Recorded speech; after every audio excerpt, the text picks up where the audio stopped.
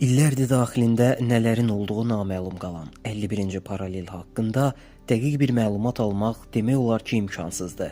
Əlimizdən gələn tək şey faktları bir araya toplamaq və orada nə baş verdiyini anlamağa çalışmaqdır.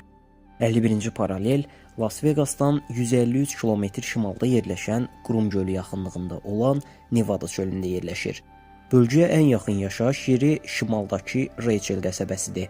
Bölgəyə giriş qadağandır. Bölgə hava qüvvələri uçuş sınaq məntəqəsi adlandırılsa da, hələ də Area 51 olaraq tanınır. Çünki 50-ci illərdə test xəritələrində ərazi belə qeyd edilmişdi və hər kəs ərazini bu adla tanımışdı. 51-ci bölgənin təhlükəsizliyini Cammo Dudes adı verilən bir qrup yerinə yetirir. İnsanlar müəyyən bir zamandan sonra onları görür. Həmin qrup ora yaxınlaşan insanlara bölgəni tərk etmək üçün xəbərdarlıq edir. Əgər xəbərdarlığa riayət olunmasa, pul cəriməsi kəsilir. Bölgəyə daxil olan şəxslər daha da irəli getsələr, onlar öldürülür.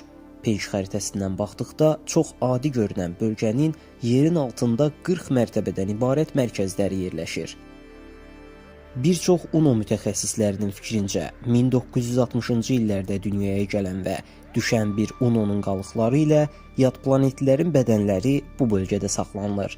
Həmin mütəxəssislər hesab edirlər ki, hazırda Amerika Birləşmiş Ştatları hökuməti bu bölgədə yad planetlər üzərindəki araşdırmalarını davam etdirir. Dövlət uzun illər bölgə ilə bağlı heç bir açıqlama verməsə də, La Timesa müsahibə verən 5 işçinin dedikləri bir müddət çoxlarını təəccübləndirdi. Müsahibə verən səlahiyyətlilər bildiriblər ki, Area 51-də UNO deyil, çox məxfi casus təyyarələri üzərində araşdırmalar aparılır. Həmin casus təyyarələrindən biri səsdən 3 qat sürətli uça bilən və xüsusi təchizatı sayəsində heç bir radara düşməyən gizli A-12 təyyarəsidir. Lakin çoxları buna inanmır. Amerikada hər 10 nəfərdən 7-si 51-ci bölgədə UNO-ların olduğunu düşünür. 1947-ci ildə Roswell UNO qəzası zamanı tapılan yad planetli cəsədinin bölgədə saxlanıldığı iddia edilir. Bugün Amerika Birləşmiş Ştatlarının yüksək texnoloji silahlara və texnikaya sahib olmasının səbəbi kimi 1947-ci il iyulun 8-də baş vermiş Roswell UNO qəzası göstərilir. 1947-ci il tarixində New Mexico əyalətində Roswell qəsəbəsində qəzaya uğrayan yad planetlilərin tədqiq edən mütəxəssislər araşdırmalarından sonra UNO-nun istifadə etdiyi texnologiyanı öyrənmişlər. Hər kəsə maraqlı olan isə 51-ci bölgəni bu qədər qorumağa vadar edən səbəbin nə olmasıdır. Bu barədə çox fərqli fərziyyələr var. Bəzi şayələrə görə ərazidə çox məxfi casus təyyarələri üzərində araşdırmalar aparılır. Bu qədər ön texnologiyanın varlığı insan ağlına şübhələr salır. Xüsusən də 1947-ci ildə baş vermiş qəza və daha sonra SSR-nin yayımladığı peyk şəkilləri şübhələri artırır. Hərbi texnologiyalarla bağlı başqa bir iddia isə bölgədə bomba testlərinin aparılmasıdır. Burada göbələk formasında partlayışlar gördüyünü iddia edənlər var. Ərazidə yüksək radiasiya, şüalanmanın olması bu versiyanı daha da gücləndirir. 1989-cu ildə Robert Lazar adlı bir nəfər müsahibəsində 51-ci bölgədə yad planetlərdən əldə edilən UNO texnologiyalarından yararlanaraq yeni hərbi helikopterlərin yaradıldığını demişdi. Lazarın dediyinə görə, müxtəlif zamanlarda 9 UNO ələ keçirilib, ancaq bu deyilənlər də öz təsdiqini tapmadı.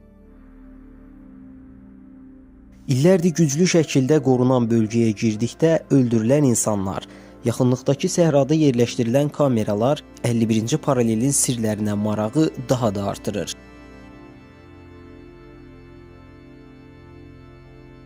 Soyuq müharibə illərində gizli əməliyyatların aparıldığı bölgə uzun illər hər kəsin marağına səbəb oldu və bu da müxtəlif şayələrin ortaya çıxmasına gətirib çıxardı. SSR-nin 1957-ci ildə göndərdiyi peyklə çəkilən şəkillər də bölgədə baş verənləri diqqət mərkəzində saxlamağa sövq edirdi. Bölgəyə davamlı olaraq ağ tırlar gəlir. Ancaq onların hardan gəldiyi və nə gətirdiyi bəlli deyil. Bölgədəki fərqli və özünə məxsus qərarlar fərziyyələrə inanmaq istəyini daha da artırır. Gəlin bəzi məqamlara nəzər salaq. Bölgənin ətrafında addım başı diqqət, giriş qadağandır, şəkil və video çəkiliş qadağandır tipli yazılara məhəl qoymayanlar cəzaya məruz qalır. Hal təkrarlanarsa öldürülür. Bölgəyə gələn nəqliyyat vasitələrinin hər biri ağ rəngdədir. Bəzilərinin nömrə yerinə 0, bəzilərinə isə heç nə yazılmır. Qapılarda ilə çox hərəkət olunur. Sadəcə bəzi dəqiqləşdirilmiş saatlarda giriş-çıxışa icazə verilir. Bölgəyə gedib gələn servis bas deyilən avtobusun da hardan gəldiyi məlum deyil. İllərlə bölgənin varlığını inkar edən hökumət 2013-cü ildə rəsmi şəkildə obyektin varlığına etiraf etdi, amma yad planetlərlə bağlı fərziyyələr inkar edilirdi. Amerika Birləşmiş Ştatları rəsmiləri bölgənin U2 casus proqramının bir hissəsi olduğunu bildirirdilər. Bu açıqlamalardan sonra sosial şəbəkə gündəmini zəbt edən mövzuya münasibət bildirənlərin əksər hissəsi bu açıqlamanın fikir saptırması olduğunu deyirdi. Əvvəl də vurğuladığımız kimi ərazi haqqında dəqiq məlumat vermək imkansızdır. Boyd Bushman 51-ci bölgədə işləmişdi. Onun ölümündən bir müddət öncə çəkdiyi video görüntü gündəmi zəbt etmişdi. O, Amerika Birləşmiş Ştatları rəsmiləri tərəfindən inkar edilən bölgədə yad planetlilər üzərində araşdırma aparan əməliyyatçı qrupun olduğunu demişdi. O iki cür insanlara yaxın və insanlara düşmən mövqedə olan yad planetlilər olduğuna işarə edirdi. Onun açıqladığı ən səs-küylü fikir isə 51-ci bölgədə olan yad planetlilərin yaşının 250-dən çox olduğu və bunların 18-inin Amerika üçün çalışması olmuşdu.